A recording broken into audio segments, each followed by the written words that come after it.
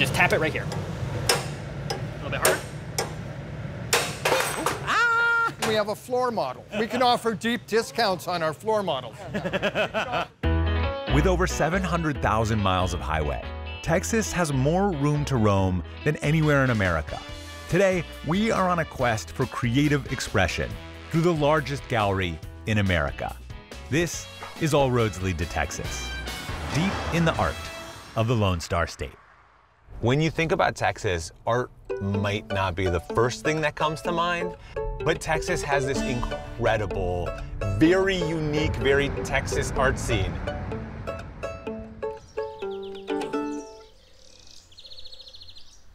It's a little bit like a Stonehenge, you know. I don't think I ever really decided to build this. I've just been building sculptures in the backyard since I was a kid. It's kind of like a little shop of horrors, you know, feed me. I've been working on this since 1989. It started with some individual freestanding sculptures like this one. Was it always a cathedral? My mom was the one that started calling it the Cathedral of Junk, and then that stuck like glue. Do you have priests, and are there others in your order? I'm actually the Junk King.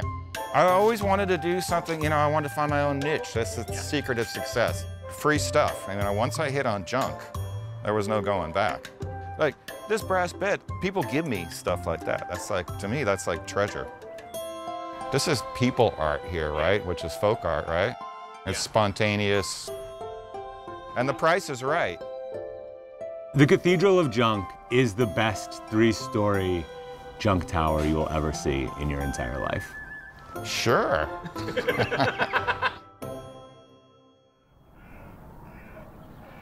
I love that you can truly make art out of anything. You can make it out of junk, or in the case of this next artist, you can make it out of light itself.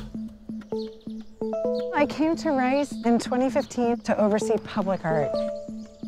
I don't know if you made this hill, but like, it's quite a project. James Turrell is my favorite living artist, and so I'm pretty excited.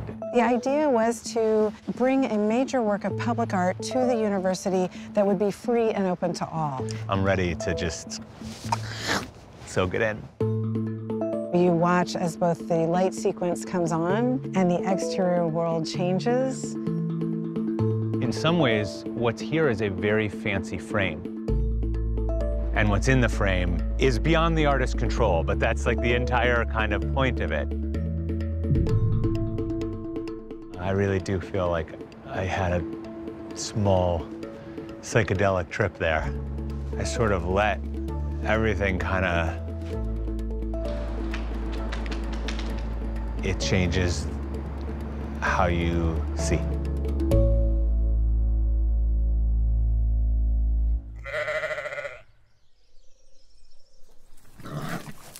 There are a ton of artists that choose this area to be their home.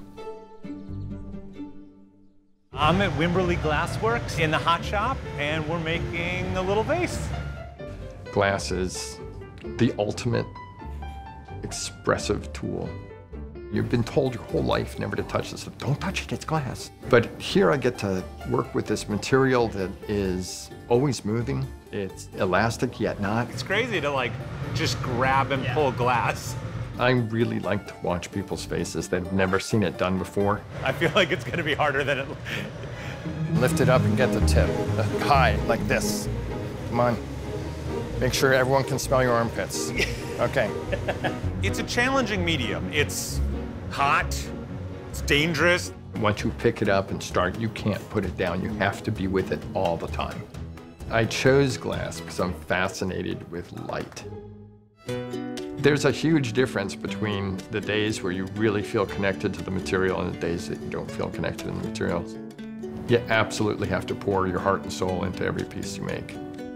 It doesn't matter what your medium is. It can be hot molten glass. It can be light and the sky. It can be trash itself. You can make art out of whatever you find. And you find it everywhere here in Texas.